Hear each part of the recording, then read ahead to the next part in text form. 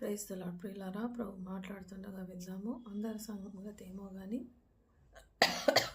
క్రైస్తవ యువకులు లేకపోతే వివాహమైన వాళ్ళు, అవివాహితులు అందరినీ సాతాను ఒక భయంకరమైన శోధనతో శోధిస్తున్నాడు. ఇది బైబిల్ గ్రంథంలో ఆది కాండంలో ఉంది. మొలెకు అనే దేవతను కనానీయులు ఆరాధించేవాళ్ళు, కనాను చుట్టుపక్కల ఉన్న రాజ్యాలు.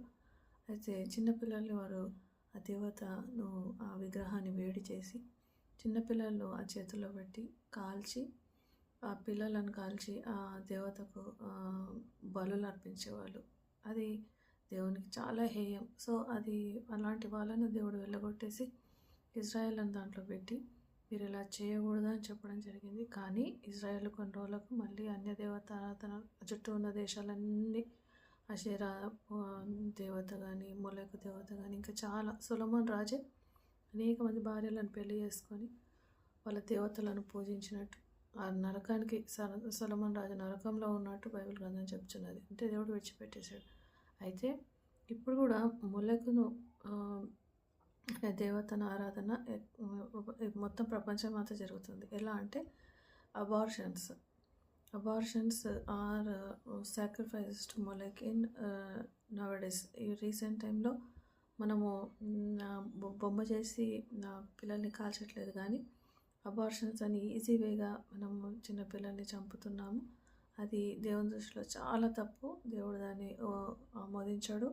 ఆ ప్రతి రక్త బొట్టు ఒక ప్రాణం గురించి మనల్ని విచారణ చేస్తాడు. చాలామంది ఏమనుకుంటారు అంటే ప్రొటెక్షన్ వాడితే సరిపోతుంది, లేకపోతే ఫస్ట్ 1 monthలోనే అబార్షన్ చేయించుకుంటే సరిపోతుంది, అది పాపం కాదు, ఇట్స్ ఓకే అని, వివాహేతర సంబంధాలని చాలా భ్రష్టు పట్టిన జీవితాలను కలిగి ఉన్నాం. కాబట్టి దేవుడు వీటన్నిటికీ ఆ కవనెంట్, దేవుడిచ్చిన ఒక కవనెంట్ని మనం బ్రేక్ చేస్తున్నాం. కాబట్టి అదొక కర్సుగా మారి జనరేషన్ కర్సుగా మారుతుంది. అది అన్యులేమో కానీ క్రిస్టియన్స్ అయితే చాలా జాగ్రత్తగా ఉండాలి. పెళ్ళైన వారు కూడా ఇప్పుడు పిల్లలు వద్దన అబార్షన్ చేయించుకోకూడదు.